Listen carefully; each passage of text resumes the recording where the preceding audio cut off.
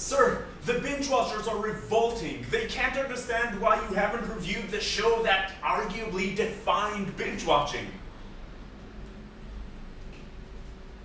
Well, what can I say? He's right, and we will rectify this iniquity with swift justice. If there's anything I've learned from this channel, is give the binge watchers what they want, and they will repay you with loyalty and sweet-ass comments.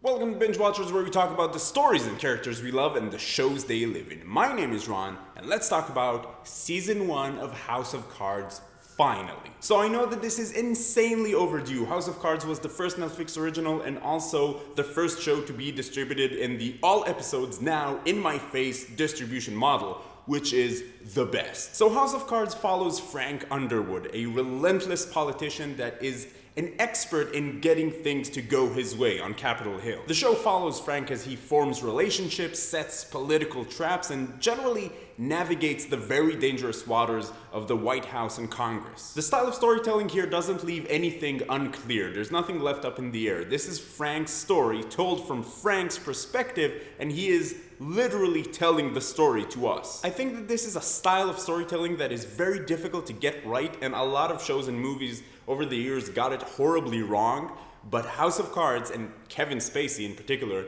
absolutely nail it. You don't get a lot of shows that make you feel as included in the story as this one. The story doesn't revolve completely around Frank. There are other important characters like Zoe and Doug and Claire, but even their most personal stories are still sort of fuel to Frank's fire. Frank Underwood himself is a fascinating character. I found something very unique in him because he has an incredible amount of depth, but he is also very one-sided. Not to say that he's not a well-rounded, fleshed-out character, but he is who and what he is, and that is very clear. There aren't too many variables into the who is Frank Underwood equation. And I actually like that. I like the straightforwardness of his character, especially because this is not a simple show. There's always a lot going on, there's always stuff that you have to keep track of, and like most political dramas, the story progresses mainly through dialogue and not through action. 99% of this show is characters talking to each other. And for me personally, these conversations were enough to keep me interested and engaged,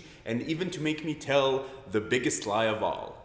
Just one more episode. Also, the show just looks great. There's a sharpness to every shot that I don't think I've seen anywhere else. And this is just a technically impressive show. The main focus and main selling point of this show is Frank Underwood. Watching him carry out his plans and how he manipulates everybody to do exactly what he wants or what he thinks is right. And while that is incredibly cool and he is such a compelling character, there were times where I wanted to see more of the supporting cast. You have some really strong stories that just go on in the background and don't get enough attention. And don't get me wrong, this is not a bad problem to have. I'm basically saying that all the subplots in this story are almost equally as interesting as the main plot. I'm not gonna waste your time here. You know this show is great. You just have to make sure it's the type of show that you like. Basically what I'm trying to say is, bottom line, should you watch it?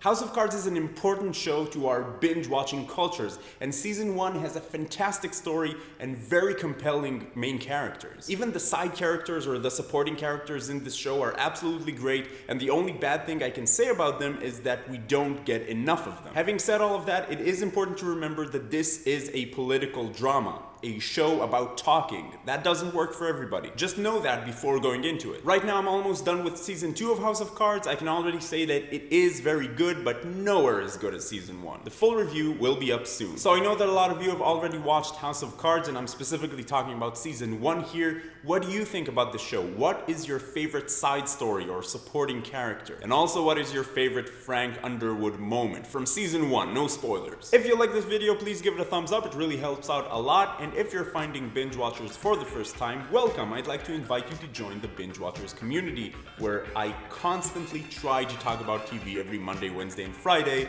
and it doesn't always work, but it will in the future. In any case, you can click that big subscribe button to join in on the fun, or you can check out any of the other videos on the channel. Keep binging. I'll see you next time.